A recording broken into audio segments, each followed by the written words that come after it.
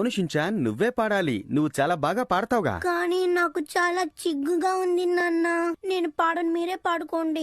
సరే పర్వాలేదులే షించాన్, నువ్వు పాడకపోతే నీకు బదులుగా నేనెంత బాగా పాడతాను చూడు.